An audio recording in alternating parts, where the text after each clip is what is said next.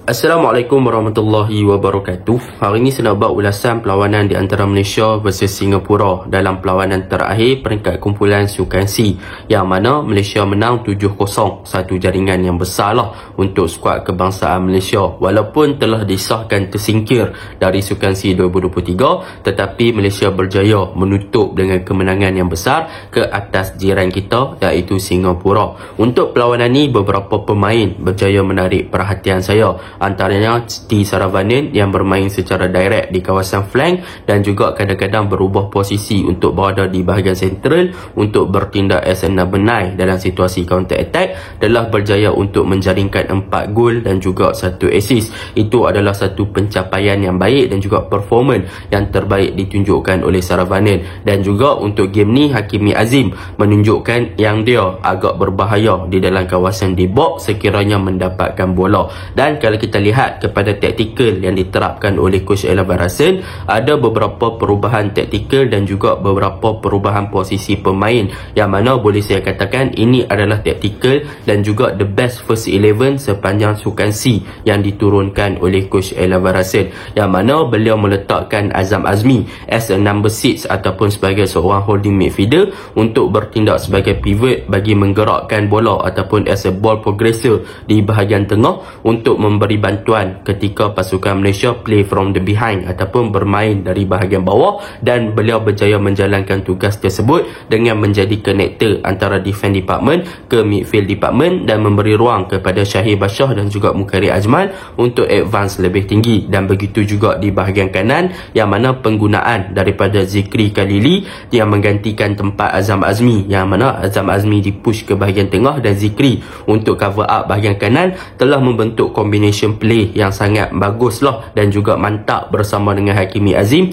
untuk exploit kawasan pertahanan Singapura di kawasan wide area di belah kiri Singapura atau di belah kanan pasukan Malaysia. Jadi tanpa membuang masa, mari kita masuk ke dalam ulasan perlawanan. Untuk ulasan perlawanan kali ini, apa benda yang boleh kita puji ataupun positif side lah, walaupun Malaysia dah sah tak layak ke peringkat seterusnya dan gagal membawa pulang event pingat gangsa, tetapi masih lagi ada perkara-perkara positif yang kita boleh bincangkan dan kita boleh katakan untuk skuad bawah 22 di bawah kendalian Coach Ella Barasan ini. Yang pertama yang saya minat tentang corak permainan yang diterapkan oleh Coach Ella pada perlawanan semalam adalah daripada segi pressing, iaitu memberi tekanan kepada pihak lawan sama ada di kawasan middle third ataupun di kawasan attacking third, yang mana untuk game ni kita boleh nampak yang pemain-pemain Malaysia eager dan juga tidak menunggu ataupun tidak membiarkan pihak lawan berada dalam posisi yang mudah untuk melakukan build up play. Sebaliknya, apabila pihak lawan iaitu pemain-pemain Singapura memegang bola, pemain-pemain Malaysia cepat untuk menekan dan juga memberi tekanan kepada pemain yang pegang bola untuk pemain-pemain Singapura melakukan mistake ataupun untuk pemain-pemain Malaysia merampas ataupun mengambil bola daripada kaki pemain-pemain Singapura tersebut lah. Dan hasilnya kita boleh lihat ada beberapa gerakan yang mana pemain Singapura cuba untuk melakukan build up daripada bahagian bawah ke bahagian tengah. 2 atau 3 player Malaysia akan cepat untuk memberi tekanan ataupun pressure ke atas pemain Singapura tersebut yang memegang bola untuk mengambil bola dan menjadikan situasi counter attack kepada pasukan Malaysia. Dan dalam pada masa yang sama, Malaysia juga melakukan tekanan tinggi ke atas pemain-pemain Singapura, yang mana kebanyakannya mereka cuba untuk play from the behind ataupun bermain daripada bawah lah untuk build up, dan hasilnya juga berjaya untuk pasukan Malaysia menjaringkan 1 gol melalui pressing, yang mana kita boleh lihat gol yang dijaringkan oleh Saravanan, yang mana Hakimi melakukan pressing ke atas pemain Singapura di dalam kawasan D box ataupun penalty box pasukan Singapura sendiri, yang menyebabkan pemain Singapura tak ada ruang ataupun space melakukan mistake ketika ingin melakukan clearance. Hakimi dah tutup direct ataupun tutup ruang ataupun area untuk pasukan Singapura untuk supply ataupun clear the ball.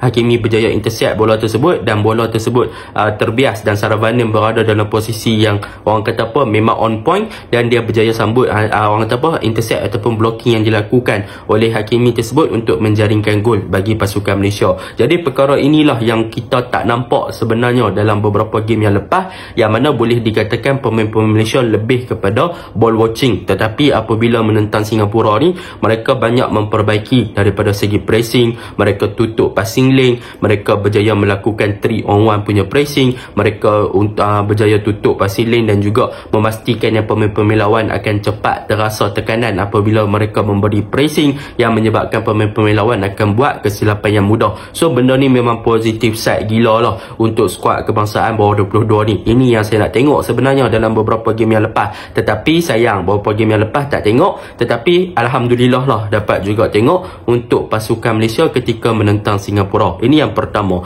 Yang kedua, kalau kita lihat perubahan yang dilakukan oleh Coach Alvarasen yang meletakkan Azam Azmi di bahagian tengah, sebenarnya telah memberikan satu dimensi yang baru kepada bahagian midfield, yang mana Azam Azmi bukan sahaja bagus daripada segi ball progressor ataupun untuk memajukan bola daripada bahagian middle department ke attacking department, tetapi Azam Azmi adalah seorang player yang sangat versatile, yang mana di mana ada bola di situ ada Azam Azmi, yang mana boleh dikatakan daripada recovery ataupun memberi protection ataupun support kepada back four pasukan Malaysia, Azam Azmi juga mampu menjalankan tugas sebagai seorang pemain pertahanan tengah untuk memastikan yang gerakan pemain-pemain lawan berjaya dipatahkan di kawasan middle third. So boleh dikatakan keseimbangan, yang mana apabila meletakkan Azam Azmi sebagai pivot, dia boleh buat dua kerja, iaitu satu kerja untuk membantu ataupun untuk progress the ball jadi lebih tinggi, dan ketika berada dalam in position dia boleh involve kepada bahagian serangan dan menjadi backup player untuk cover up bahagian midfield dan juga bagi protection kepada bahagian belakang sekiranya di counter. Dan dalam pada masa yang sama, sekiranya Malaysia kehilangan bola ataupun out of position, maka Azam Azmi juga boleh backup kepada back two untuk pasukan Malaysia bagi memastikan yang pasukan Malaysia sentiasa ada numbers of player di bahagian belakang, iaitu 3 player lah, Azam Azmi, Haris Aikal dan juga Ubaidullah untuk backup di bahagian belakang sekiranya Malaysia di counter ataupun diserang. So Azam Azmi ni memberikan kestabilan di bahagian tengah, in term of attacking dia boleh buat, dan juga ketika defend pun dia boleh buat. So benda tu yang memberikan satu dimensi yang baru kepada pergerakan ataupun build up play yang dilakukan oleh pasukan Malaysia. Jadi Azam Azmi ni bila pasukan Malaysia cuba untuk build up daripada bahagian bawah dengan menggunakan Haris Aikal dan juga Ubaidullah, maka Ubaidullah dan juga Haris Aikal boleh bermain dengan lebih tinggi dan juga move lebih tinggi daripada bahagian defense department untuk memastikan yang mereka boleh carry the ball. Jadi mereka boleh supply bola dengan hantaran jauh ataupun bermain sampai dekat kawasan tengah dan sebagainya. So benda tu positif lah, sebab mereka dah tahu yang Azam Azmi akan sentiasa ada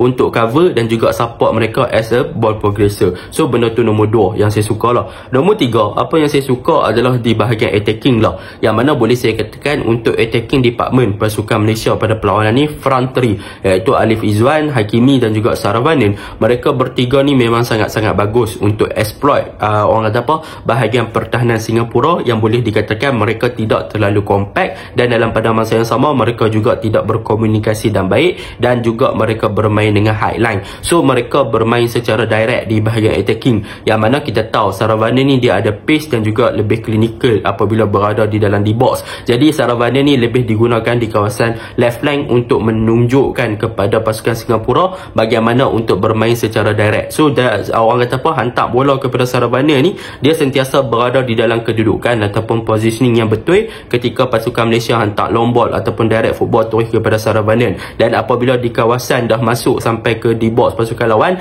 Saravanan akan bertindak lebih direct, iaitu dia akan lebih masuk ke dalam dan akan melakukan percubaan ataupun crossing ke dalam D-box untuk mencari teammate yang lain. Dan benda ni memang efektif lah, dan hasilnya kita boleh tengok Saravanan berjaya menunjukkan yang dia apabila diberikan kebebasan dan juga berada dalam kedudukan yang kosong dan bermain dengan lebih direct dengan mudah, maka dia boleh score sampai 4 gol dan juga create 1 assist. Dan dalam pada masa yang sama, Hakimi Azim juga boleh bergerak lebih bebas. Dan untuk game ni saya boleh bagi kredit kepada Alif Izwan, yang mana Alif Izwan untuk game ni dia banyak lebih kepada drop deeper sebagai pemain nombor 9. Dia lebih bertindak kepada fast night, yang mana dia menjadi seorang player yang create space kepada Hakimi di kanan dan juga Saravanan di kiri untuk berada dalam kedudukan kosong, dan juga lebih mudah untuk mereka ni melakukan penetration ataupun run between in the behind ataupun lari di belakang pertahanan untuk masuk ke dalam D-box. So lebih kepada untuk Alif Izwan ni create ruang kepada kedua-dua winger ni untuk masuk ke dalam D-box, dan hasilnya memang kita boleh nampak lah yang Hakimi dan juga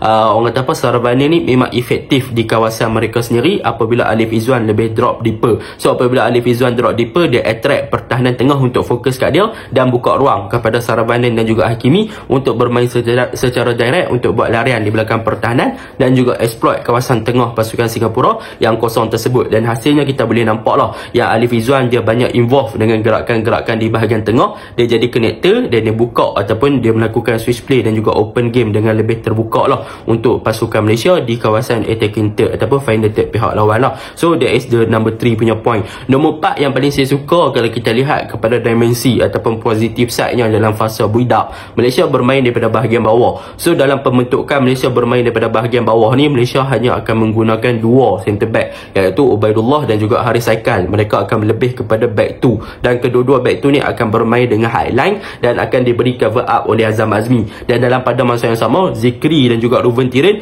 mereka akan lebih kepada push forward untuk advance sebagai supporting kepada bahagian attacking lah. So mereka akan lebih kepada offensive fullback. So kita boleh nampak lah yang Ruben Tirin punya gameplay untuk game kali ni nampak lebih efektif apabila dia lebih cepat buat decision dan dia lebih cepat untuk release ball, yang mana gandingan dia dengan Saravanan di bahagian kiri memang memberi kesukaran kepada pihak lawan dan beberapa gerakan yang mereka cipta berjaya untuk menghasilkan gol lah. So kita boleh nampak combination play antara Saravanan dan juga Ruben Tirin bagi improve chemistry antara mereka berdua apabila Ruben Tirin lebih cepat untuk release the ball dan juga Ruben Tirin lebih masuk ataupun inverted ke half space dan Saravanan lebih kepada hold the touchline. So combination antara kedua-dua player ni memang menarik untuk kita tonton lah, bagaimana mereka create ruang, bagaimana mereka attract defend untuk fokus kepada Ruben dan membiarkan Saravanan kosong untuk Saravanan accept the ball. Begitu juga dengan bahagian kiri, Zikri dan juga Saravanan. Dan yang terakhir yang positif side-nya bahagian tengah lah. Apa yang boleh saya cakapkan, Syahir Bashar dan juga Mukairi, tapi obviously Mukairi lah untuk game ni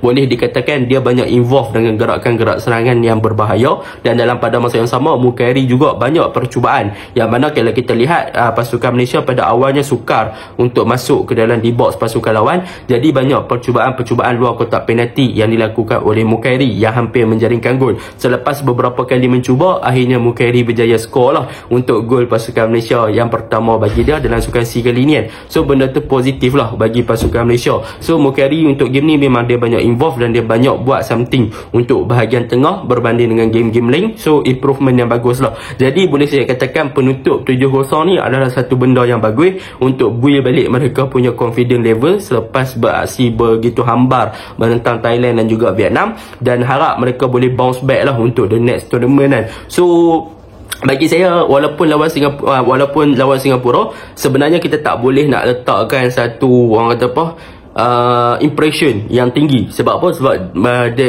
mereka hanyalah Singapura. Sebab Singapura pun memang momentum mereka tengah down lah. So saya mengharapkan yang lebih baik dan mereka boleh bermain dengan begitu baik macam semalam menentang negara-negara yang besar seperti Thailand dan juga Vietnam di Asia Tenggara ni lah. And so supaya mereka boleh fight macam tu dan kekalkan prestasi macam tu, dan kalau boleh improve lagi. Jadi itu je lah ulasan saya. Assalamualaikum.